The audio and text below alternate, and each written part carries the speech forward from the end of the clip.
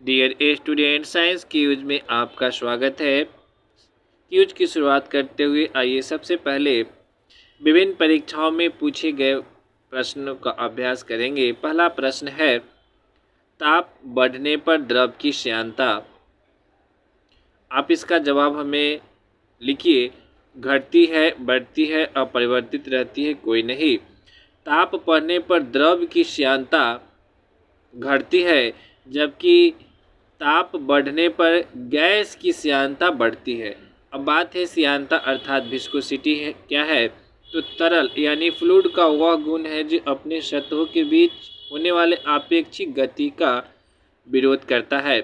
तो द्रव की श्यानता जो है ताप बढ़ने पर घटती है, आंसर होगा ए। अगला प्रश्न है, ताप बढ़ने पर गैस की श्यानता, तो गैस की श्यानता क्या होगा, बढ़ती है। पहले था द्रव की श्यानता घटती है, गैस की श्यानता ताप बढ़ने पर बढ़ती है। अगला प्रश्न है, तरल के क्षैतिज प्रवाह में जहां वेग अधिक होगा वहां दाब क्या होगा, कम होगा। तरल के क्षैतिज प्रवाह में, तरल कहने का मतलब इंग्लिश में से फ्लूइड कहते हैं, व्हिच कैन फ्लो, जो बह सके, यानी द्रव और गैस दोनों तरल के अंतर्गत आता है। तो तरल के क्षैतिज प्रवाह में जहाँ वेग अधिक होगा वहाँ दाब कम होता है, इसका आंसर होगा बी। जहाँ वेग अधिक होता है वहाँ दाब कम होता है। इट्स ओके, तो इसका आंसर हो गया आपको बी। अगला प्रश्न है, स्टोक का सूत्र क्या है, स्टोक फार्मूला। स्टोक फार्मूला में फोर्स का जो फार्मूला होता है यानी बल, F=6 pi nu r into v होता है, जहाँ पाई तो कांस्टेंट है, ये न्यू क्या है, श्यानता गुणांक है, आर क्या है तो नली की लंबाई यानी उसका रेडियस, और वी क्या है तो उसका वेग। यानी स्टोक का सूत्र क्या है, तो F=6 pi nu r into v. जब किसी छोटे से गोले को द्रव में गिराया जाता है तो उस पर जो बल लगता है उसका ये फार्मूला, न्यू क्या है, श्यानता गुणांक, आर क्या है जो गोले हम द्रव में गिराएंगे उसका रेडियस, भी क्या है जिस वेग से वो गोला उस द्रव में गिरेगा उसका वेग। तो F=6 pi nu r into v. अगला प्रश्न है, गाढ़े द्रव में श्यानता अपेक्षाकृत अधिक होती है, तो अधिक होती है, इसका आंसर होगा ए। गाढ़े द्रव कहने का मतलब जिसका घनत्व अधिक होता है, जैसे जल और शहद की बात की जाए तो शहद का घनत्व जल की अपेक्षा अधिक होगा, अर्थात इसकी श्यानता अधिक होगी। प्रश्न वहीं से है, गाढ़े द्रव में श्यानता अपेक्षाकृत अधिक होती है, ऑप्शन ए इसका होगा आंसर।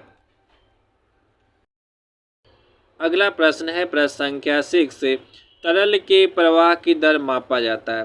तरल के प्रवाह की दर को किससे मापते हैं, तो वेंचुरी मीटर से।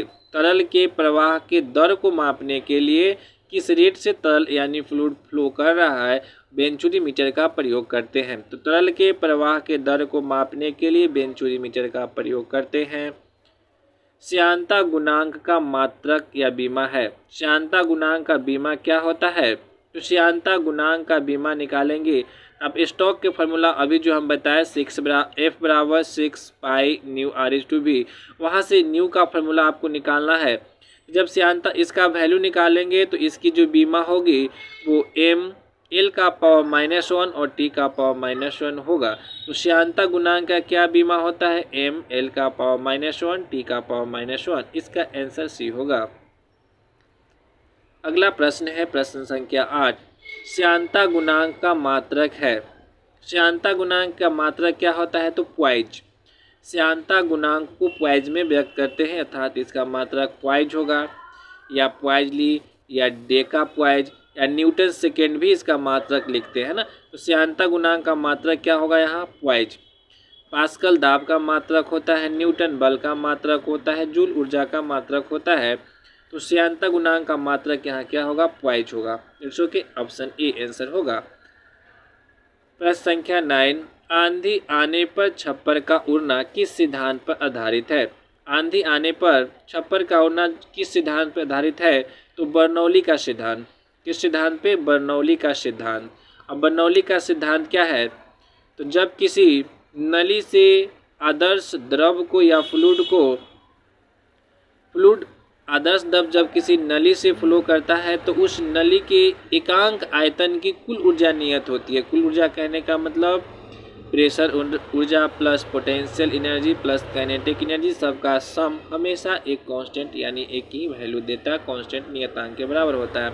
तो बर्नौली का सिद्धांत 10 का है वेंचुरी मीटर से ज्ञात करते हैं। वेंचुरी मीटर से क्या ज्ञात करते हैं? जल का पृष्ठ तनाव, जल का आयतन, जल का घनत्व, जल के प्रवाह की दर।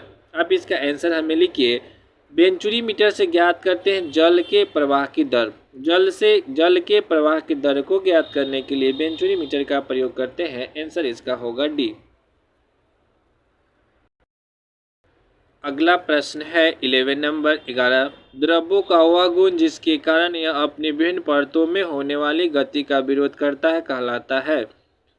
द्रव्यों का वह गुण जिसके कारण अपनी विभिन्न परतों में होने वाली गति का विरोध करता है उसे श्यानता कहते हैं। उसे श्यानता अर्थात विस्कोसिटी कहते हैं। इसका आंसर होगा सी। लास्ट क्वेश्चन है ठंडे देशों में झीलों के जम जाने के पश्चात भी जलीय जंतु जिंदा रहते हैं क्योंकि जलीय जंतु बर्फ में जिंदा रह सकते इसीलिए वो जिंदा रहते हैं, ये कारण नहीं है। बर्फ के नीचे जल 4 डिग्री सेल्सियस पर होता है, यही परफेक्ट कारण है।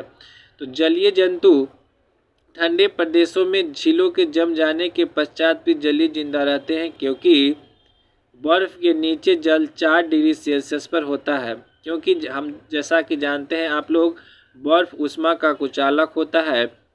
बर्फ जो है नीचे ऊष्मा नहीं आने देती, जिसके कारण जल के ऊपरी जो हिस्सा होता है वो बर्फ बन जाता है, जबकि निचले हिस्सा जल ही रहता है, जिसके कारण जलीय जंतु जिंदा रहते हैं। और टेम्परेचर कितना होता है? तो 4 डिग्री सेल्सियस होता है। साइंस का क्यूज आपको कैसा लगा? आपके लिए हेल्पफुल है?